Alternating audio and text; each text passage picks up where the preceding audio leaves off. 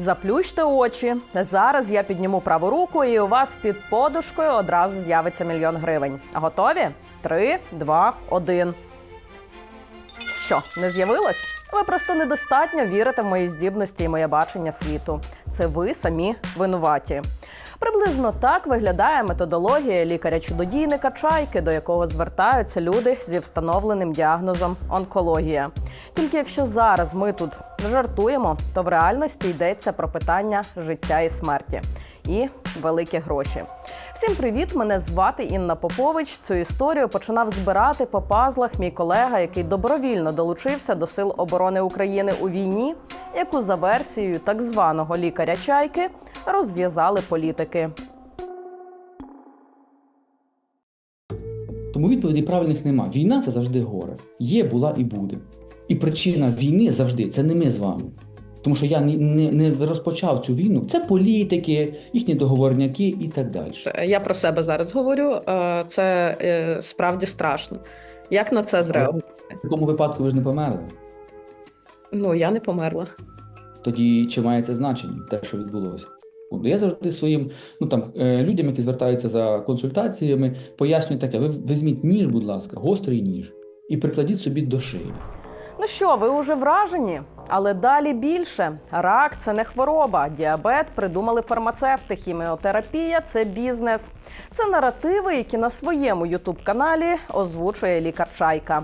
Охоплення його відео вимірюється мільйонами, а самого спеціаліста кличуть на ефіри в національні медіа, наче це все окей. Людина, яка називає себе ледве не месією, що врятує людство від усіх хвороб, яких за його версією не існує, просто заробляє гроші на людському горі. Немалі гроші. Про нього мама мені вже давно говорила. Найперше, то, схоже, її сестра знайшла того лікаря, порадила їй, і двоє дуже вірять в те, що він розказує. Потім в мами діагностували рак, і вона, довіряючи цьому лікарю, записалась на консультацію. Консультація дуже дорога, 15 тисяч гривень. І той лікар відмовив їй від лікування, від хіміотерапії. Він, по суті, нічого нормального їй не сказав, нічого корисного. То просто афера на здоров'я людей. Я, на жаль, чи на щастя, отримала безкоштовну годинну консультацію, за яку іншим доводиться платити 15 тисяч гривень. Бо бажання піаритись ніхто ще не скасовував. А ми цим скористались. Поки медицина буде переконувати у тому, що ділення клітини є поганим, бо так вигідно іншим, хто за цим усім стоїть, то люди будуть жити в такому сприйнятті. А вам складно це зрозуміти. Людина живе в ілюзії небезпеки. А вашому мозку все рівно, це реальна ситуація чи віртуальна? А вам нічого це не нагадує? У США у соцмережах буквально нещодавно обговорювали, як друзі актора Мела Гібсона вилікували рак 4-ї стадії протипаразитарними засобами для тварин. I have 3 friends. All 3 of them had stage 4 cancer. All 3 of them don't have cancer right now at all. And they had some serious stuff going on. And what did they take? They took some, what you've heard they've taken. Ivermectin and Fenbendazole. Fenbendazole. Yeah. That's Yeah, right. I'm hearing that a lot. There's studies on that There's- now where people have proven that People they've... drinking methylene Yeah. blue and stuff. Yeah, methylene blue, which was a fabric dye. Yeah. Yeah, it was a textile dye. Now they find it has profound effects on your mitochondria. Yep. Ми від трендів не відстаємо. І так, це не історія про корупцію чи негідників при владі. Вона про антинаукові наративи, які з одного боку напряму загрожують реальним пацієнтам, а з іншого активно ширяться у медійному полі. І ми не змогли пройти повз. Тому знайомтеся ближче.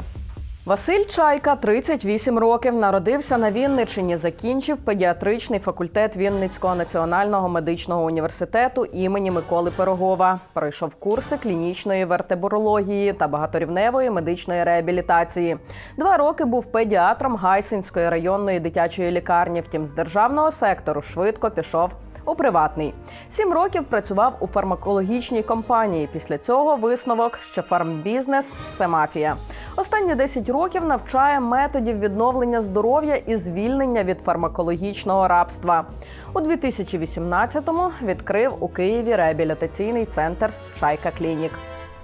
Саме до Василя Чайки за рекомендацією знайомих прийшла мама Аліни. Жінці з діагнозом онкологія грудей лікар наполегливо радив відмовитись від хіміотерапії. Натомість надіслав пацієнтці ось таку методику лікування. Прикметно – російською мовою. Тут походження раку Чайка пояснює переживанням жінки про гніздо та родину, конфліктом з партнером. І чим довший буде цей конфлікт, тим більшою буде пухлина.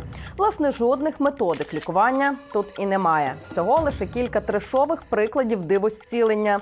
Дам вам послухати один приклад. У 44-річної пацієнтки донька підліток, яка доводить її до білої гарячки. У них постійні конфлікти, і вони починають уникати один одного.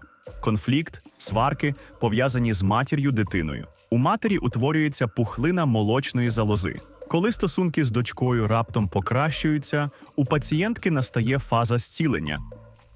Так само, нібито завдяки цій методиці лікаря Чайки у 5-річної дитини начебто зникла саркома – злоякісна пухлина, що характеризується швидким розвитком і раннім метастазуванням.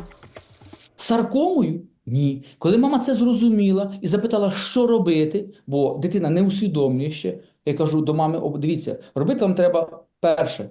Це ви зрозуміли, що це не є страшним? Так. Як це заживає? Ця кісткова мозоль утворилася, це вже пройшло майже 3 роки.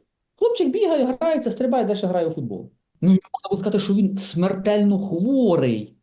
Завести в лікарню його. І він би не вижив. Він би був би, як оце нам показують там в Фейсбуці, лисий, з карточкою Приватбанку «Спасіть, поможіть». А от жінка, яка після консультації Чайки пішла в лікарню до, так би мовити, традиційних лікарів, на жаль, померла. І, за словами Чайки, винна у цьому саме медицина, а не хвороба чи втрачений час. А причина смерті була? Причина смерті – це не онкологія. Причина смерті – це введення морфію, тому що морфій паралізує роботу нервової системи та кишечника. Це ускладнення. І якби лікар не вів морфій, бо тому що лікаря навчили дивитися на онкологію як якусь заразу, яку треба срочно убрати, і воно вбиває вас. Так навчили його. Він не має клінічного мислення, про яке говорять в медичному університеті. Його вчать протокольному лікуванню і все. То чим він відрізняється, наприклад, від людини, яка на касі просто пікає товар, робить рутинну роботу? Нічим. Аліниній мамі пощастило більше. Донька переконала її звернутись до фахових спеціалістів. В загальному то якісь такі позитивний метод, все залежить від думок. Типова методика таких шахраїв. Якось магічне мислення, що наші думки так прямо впливають на здоров'я. Тим часом Чайка свою діяльність продовжує. Ось іще трохи трешу від диволікаря щодо інших хвороб. Рак підшлункової залози з'явився від переживань пацієнтки, що її неодружена донька вагітна.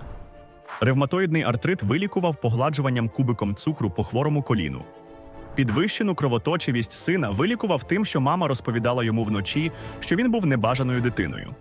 З потоком цих цінних думок та порад на мільйони переглядів і захоплених коментарів на Ютубі ми пішли до доктора медичних наук Інституту фізіології Віктора Досенка.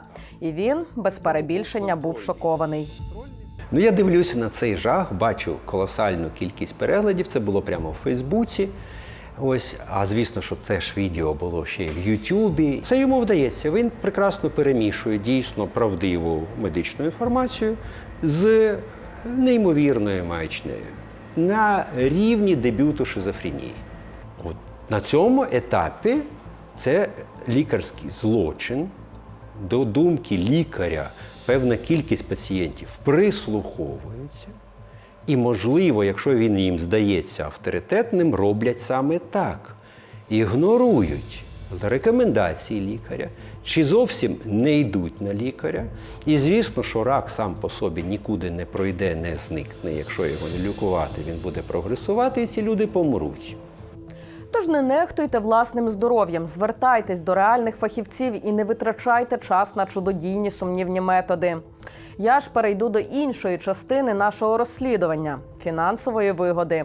Початок повномасштабного вторгнення став золотою добою для Василя Чайки. Ось він сам прямо про це каже в одному зі своїх численних інтерв'ю. Коли почалася ця війна, чимало людей зрозуміли, про що я говорю впродовж останніх 20 років. Тобто, що стан, який називають хворобою, виникає через шокову негативну подію. Пацієнтів побільшало в рази. На сьогоднішній день найчастіше, звичайно, запити – це то, що є психологічна допомога. Бо кожен день люди втрачають рідних, втрачають близьких, і оце поняття, скажімо так, несправедливості, чому саме там, чи мій чоловік, чи мій син, чи моя дочка, чому саме з ним це трапилося? Люди не можуть це прийняти. На жаль, це реалії війни. Ось тому тут я намагаюся пояснювати завжди людям, що ця ситуація, якщо вони будуть шукати відповіді на ці запитання, вони їх шукають всередині себе. Це ні до чого, окрім депресії, не призведе. Бо там відповіді немає. Тобто пошуки правди, справедливості якоїсь, вони направлені всередину себе на основі своїх цінностей, яких їм нав'язали. А за рахунок цього в них немає цих відповідей, бо там пусто, і тому вони попадають в депресію. Втім, реалії війни Чайка трактує по-своєму. Точніше, дуже наближено до того, що у вигляді ІПСО нам намагаються запхнути з країни 404. За кого?